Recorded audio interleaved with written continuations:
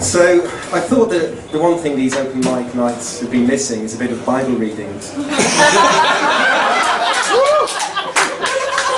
that's what I'm going to do tonight. Has anyone ever actually read the Bible here? Yeah? You should. It's pretty good, you know. It's like a big epic adventure story about Jesus' rise.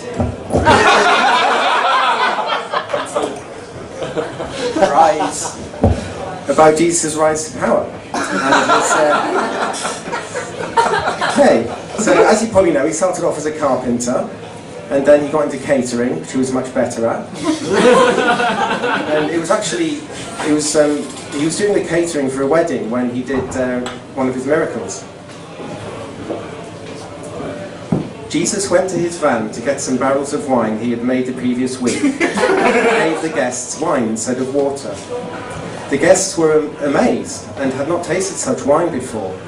And yea, this became known as one of Jesus' great miracles, even though all he had done is add crushed grapes and yeast to water.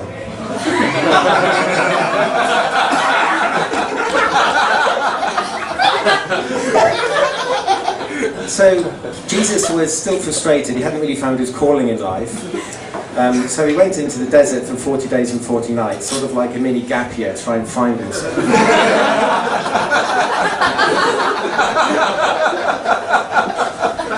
While travelling in the wilderness, Jesus met many gap year students and they became friends and stayed in touch. For English girls on their gap year and Jesus had much in common. They were both wanderers in foreign lands. They both got hassled by strangers, and they both ended up getting nailed by Italians.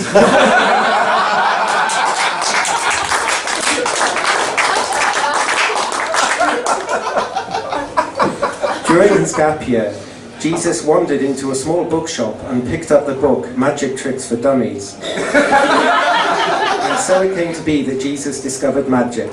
At his next wine tasting event, Jesus said unto the crowd, "Your crowd is the 8 of clubs." And the crowd gasped, for their card was the 8 of clubs.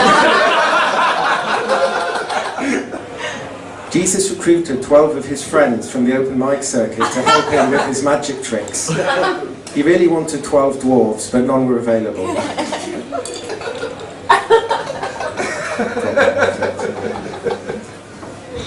Jesus travelled far and wide in Palestine, selling his wine and doing magic. One day at the market, Jesus stood up and said unto the crowd, "I know what you're thinking, Moses has let himself go." And the crowd laughed, and Jesus liked it, and decided to try stand-up comedy. And yea, at his first gig, Jesus died on his arse. "Shit, that was fucking tense," said Jesus. Where are we? Adding that the experience was worse than crucifixion, not knowing that one day he would be able to actually make the comparison. Sorry, I should have added a spoiler alert at that point for anyone who hasn't actually read the Bible.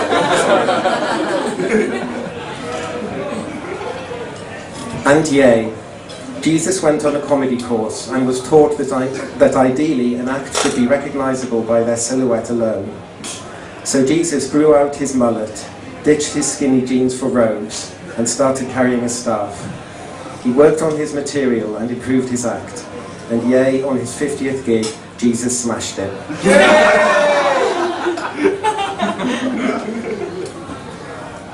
One day, halfway through his act, Jesus ad-libbed and said unto the crowd, "My dad's a racist."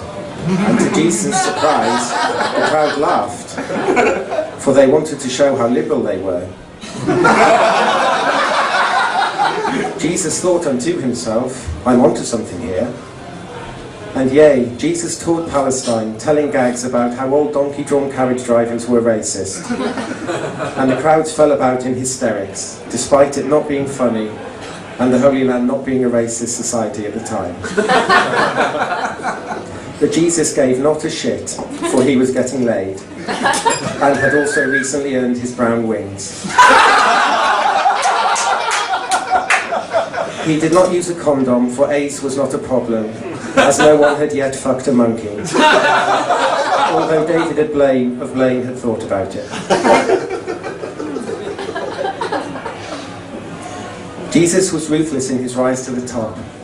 Judas Iscariot also started stand-up and was naturally funny, and Jesus hated him. And yea, Jesus did disguise himself as a leper and go to Judas's gigs and destroyed him with epic heckles such as, "I've got more fingers than you've got jokes."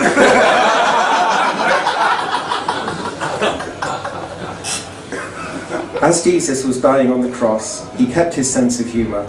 With his last breath, he smiled, thinking to himself how ironic it was that he started life as a carpenter and ended life nailed to a piece of wood. Jesus never did live at the Apollo, instead remaining true to his original artistic vision, occasionally popping up in tree stumps and sliced vegetables. So I hope you've all learned something here tonight about how valuable the Bible can be. Thank you very much.